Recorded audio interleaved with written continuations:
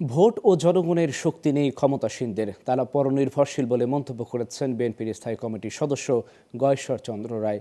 সকালে জাতীয় প্রেস ক্লাবে এক স্মরণ সভায় তিনি একথা বলেন। এদিকে আলাদা কর্মসূচিতে বিএনপি চেয়ারপারসনের উপদেষ্টা জয়নুল আবেদিন ফারুক বলেছেন, যুক্তরাষ্ট্রের সহকারী পররাষ্ট্রমন্ত্রী ডোনাল্ড লুর বাংলাদেশ সফর নিয়ে উৎসাহ নেই বিএনপির। বিস্তারিত আওলাদ বাবলুর প্রতিবেদনে।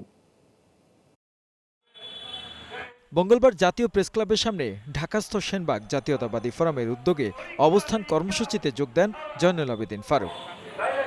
এ সময় তিনি বলেন, বাংলাদেশের মানুষের প্রতি ভালোবাসা, গণতন্ত্রের প্রতি সমর্থন যে দেশের নেতাই দেখাবে তাকে অভিনন্দন জানাবে বিএনপি। তবে যুক্তরাষ্ট্রের সহকারী পররাষ্ট্রমন্ত্রী লুকে নিয়ে উৎসাহিত নয় তারা, তাকে নিয়ে উৎসাহিত আওয়ামী লীগ। বাংলাদেশ জাতীয়তাবাদী বিশ্বাস করে দল, যে দেশের মানুষ, বাংলাদেশের মানুষের প্রতি ভালোবাসা, বাংলাদেশের গণতন্ত্রের প্রতি সমর্থন, যেই দেশেরই নেতা হোক না কেন তাকে আমরা অভিনন্দন জানাবো।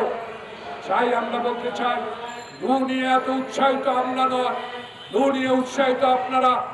নু কি বার্তা নিয়ে আসছে সেটা আপনারাই জানেন। পরে জাতীয় প্রেস ক্লাবে বিএনপির নির্বাহী কমিটির সাবেক সাংগঠনিক সম্পাদক শহীদ নাসিরউদ্দিন আহমেদ পিন্টুর নবম শাহাদাত বার্ষিকী উপলক্ষে স্মরণ সভায় প্রধান অতিথির বক্তব্য দেন গয়েশ্বর চন্দ্র রায়।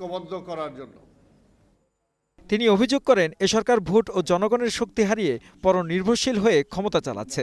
একদিন তা হারিয়ে চুপসে যাবে। এখন জোর করে ক্ষমতায় থাকলেও মানুষ ক্ষমতাসীনদের ঘৃণা করে। পরনির্ভরশীলতা অর্থাৎ যাদের শক্তি একটি দেশ, যাদের ভোটের শক্তি জনগণের শক্তি নাই, এমটি একদম শেষ। অর্থাৎ টবের মধ্যে সাজানো ফুল গাছ, পানির অভাব পড়লে এই গাছটা শুকিয়ে যায়। সুতরাং এই বিদেশি পানি যেদিন বন্ধ হয়ে যাবে তখন আপনাদের নিঃশ্বাস স্তব্ধ হয়ে যাবে, আর আওয়ামী লীগ শব্দটা মুখে আনা সম্ভব হবে না।